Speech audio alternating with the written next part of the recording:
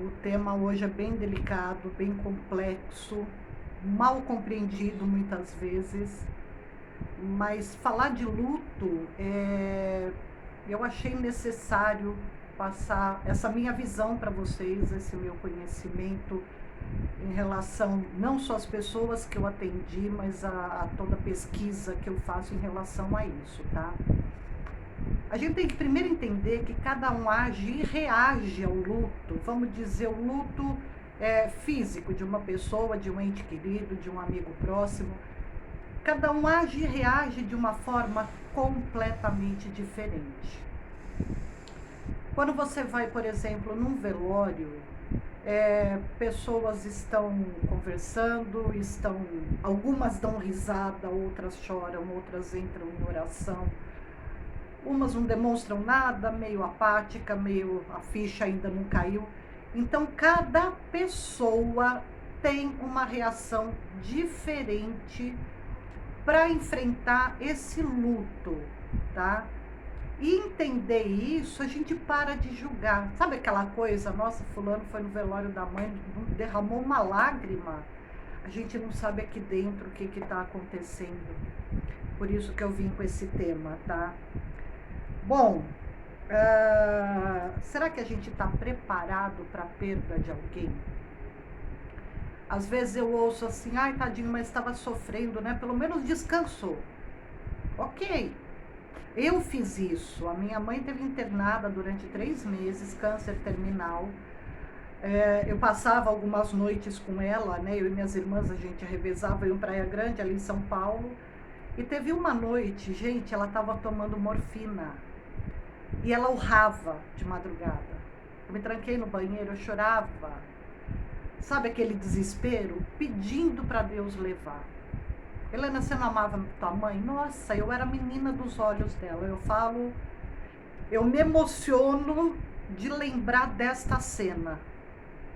Porque eu queria acabar com o sofrimento dela. Eu queria que ela morresse? Não, eu queria acabar com o sofrimento dela. Cada um reage de uma forma diferente. Quem somos nós para julgar, para entender exatamente?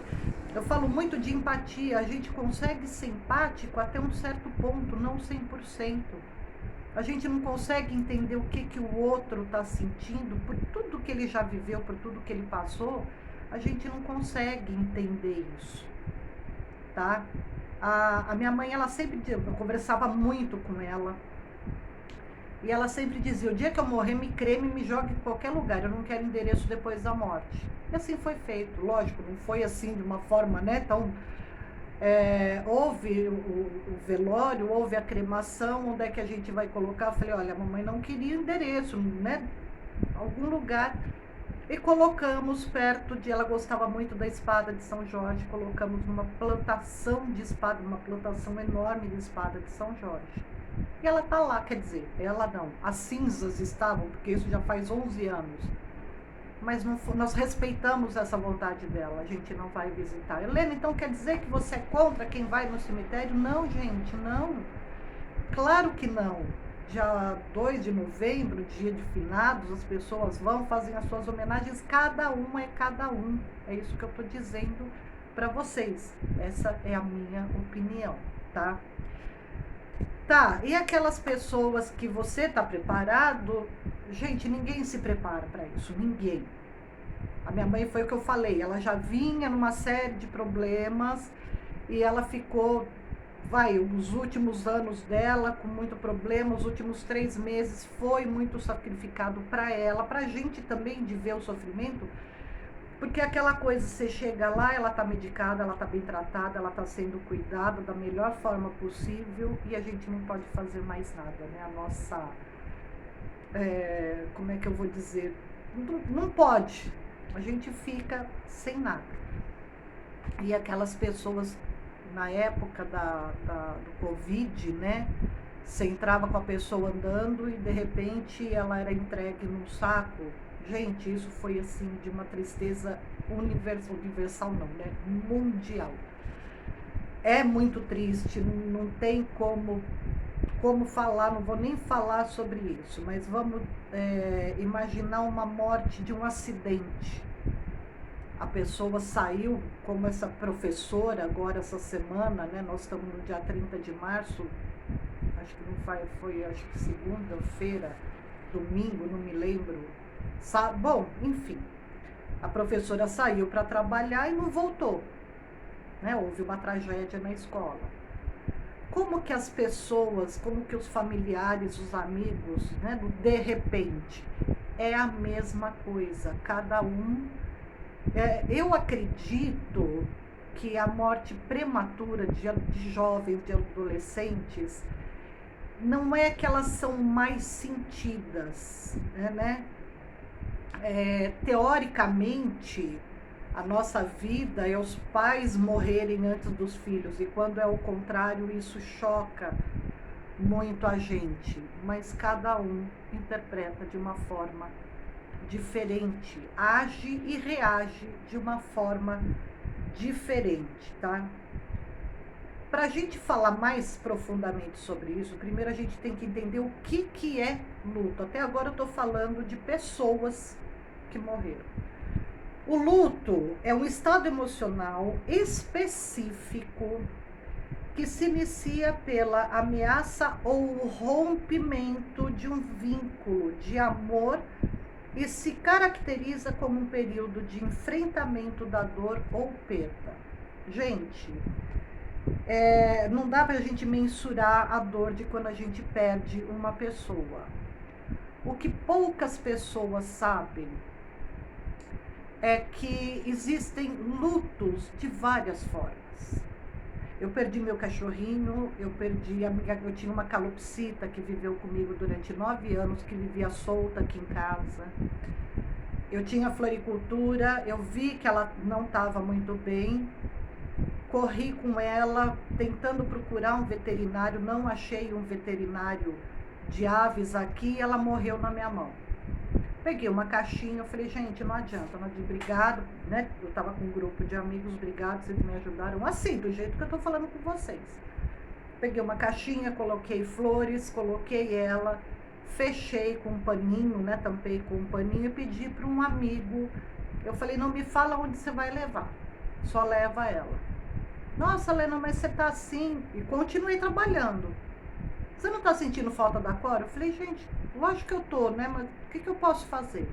Quando eu entrei em casa, que eu tinha um isopor grande em cima da geladeira para ela poder ficar e não sujar a geladeira, os jornais no chão. Quando eu comecei a tirar as coisas dela, eu chorei feito criança. Entende? Eu passei por esse luto e durante alguns dias, porque eu entrava em casa, ela voava no meu ombro. E ela ficava pegando meu brinco e eu conversando com ela, é mesmo, Corinha, o que mais que você fez e não sei o que, papapá. Então eu demorei um período, às vezes 15 dias, 20 dias, um mês, cada um tem o seu período de luto, tá? O Jimmy também, meu cachorrinho, minha paixão, né, que eu tenho, carrego ele aqui até hoje, sofreu, também estava muito doentinho, ele teve várias convulsões, 3 horas convulsionando, e eu pedindo para ele, eu falava, Jimmy, vai, não se apega, vai. Levei ele no veterinário, não enterrei, deixei ele no veterinário, o corpo dele, né? Cheguei aqui, o meu gato triste, e foram dias e dias e dias que eu chegava em casa e eu chorava. E via as fotos dele, não deixa de ser um luto. Outra coisa que se caracteriza também, né, que a gente pode falar que a pessoa está de luto, um divórcio. Você viveu anos com uma pessoa e você rompeu isso daí. Entra em estado de luto. Uma infertilidade, uma mãe que quer, né, uma mulher que quer ser mãe e tenta engravidar, ela entra também nesse estado de luto e tem que ser respeitada. De repente, quando a gente saiu do colégio e entrou para uma faculdade, é um estado de luto, tá? Se caracteriza também. Por quê? Porque você deixou uma série de amigos, era uma zona de conforto que você tinha. Poxa, entrou na faculdade, legal, né? Passou no vestibular. Mas até você se adaptar a essa nova vida, percebe? Rompeu algo para ir para outro. E isso também se caracteriza como estado de luto.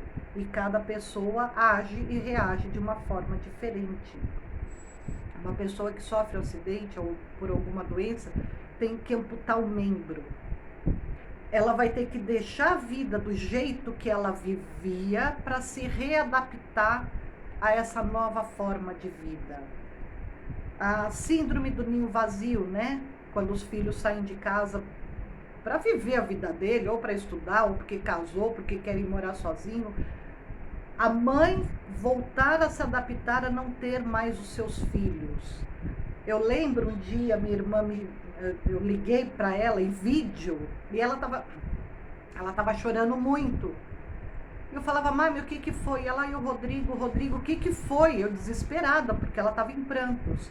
E ela estava atendendo a porta que estava vindo uma amiga. A amiga dela pegou o celular, ela falou, o Rodrigo vai embora para o Canadá. Ele se casou, então, com a mulher e com a filha, eles iam morar no Canadá. Uma felicidade, né? Foi para algo melhor. Mas é a síndrome do ninho vazio. Aquilo doeu demais, esse rompimento, essa separação, tá? Aposentadoria. Gente, eu atendi uma moça que ela tinha acabado não, ela já tinha um tempo que ela tinha se divorciado e ela voltou para casa do pai. E eu atendi ela, e ela estava assim, muito triste com o pai, porque o pai não dava apoio, o pai parecia que estava apático. Bom, eu sei que no meio da conversa, o pai tinha acabado de se aposentar, não fazia nem 6 meses. E ele sempre foi um homem ativo, sempre teve muita coisa, né? Fez muita coisa, ele tinha uma pequena empresa, e ele estava sofrendo tanto quanto ela. Os dois estavam em luto por motivos diferentes. Ele não conseguia compreender ela não conseguia compreender ele. Bom, ela foi conversar, ela estava fazendo terapia, isso foi ano passado, já tem mais de um ano. E um dia ele acordou muito cedo, que ele não estava conseguindo dormir, ele já estava entrando em estado de uma depressão misturada com ansiedade. E ele acordou muito cedo e foi dar uma caminhada na praia. E ele encontrou um grupo de pessoas, não jovenzinhos, pessoas mais, né, de 40, 50 anos, fazendo uma corrida. Ele passou e cumprimentou. No outro dia ele falou, vou caminhar de novo no mesmo horário. Encontrou esse grupo. Conclusão. Hoje ele faz parte desse grupo, eles correm. Gente, final de semana, assim, eles vão para cada lugar, lindo, maravilhoso. Porque ele saiu do luto e ele encontrou uma outra paixão da vida dele. Então hoje ele ajuda a filha tá ótima, parou até com as terapias, tá namorando, até é um caso à parte. Mas enfim, estavam os dois em estado de luto por motivos diferentes, tá? Bom, a gente não vê o luto como dessa forma, né? Que é um desprendimento das coisas. E ele tem basicamente 3 fases, tá?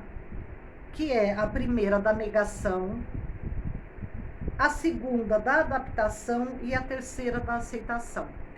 A negação, você fica assim meio anestesiada. Como eu falei, às vezes 15 dias, um mês, nossa, não é aquela coisa. A adaptação, bom, eu preciso fazer o que eu tenho que fazer. Você vai assim meio empurrado também. E a aceitação é quando você olha assim que você fala, nossa, realmente a vida continua. Se eu não me engano foi o padre Fábio de Mello que ele falou, saudade sim, tristeza não. É difícil a gente conseguir entender e realmente passar por essas 3 fases. Tem gente que fica na fase da negação por anos. O que acontece? Quando você não consegue entender, seja na morte física, seja na aposentadoria, quantas pessoas que depois que se aposentam ficam apáticas, vão definhando e acabam indo. Quando você fica nessa negação, Gente, isso não é uma doença, mas pode se tornar uma doença. A pessoa entra em depressão profunda. Então a gente tem que trabalhar isso. Tem que sim procurar uma ajuda profissional. A pior coisa que tem não é só a negação. É quando você fica na inconformidade, na não aceitação. Não é só a negação. É quando você entra em estado de culpa, quando você entra num inconformismo total.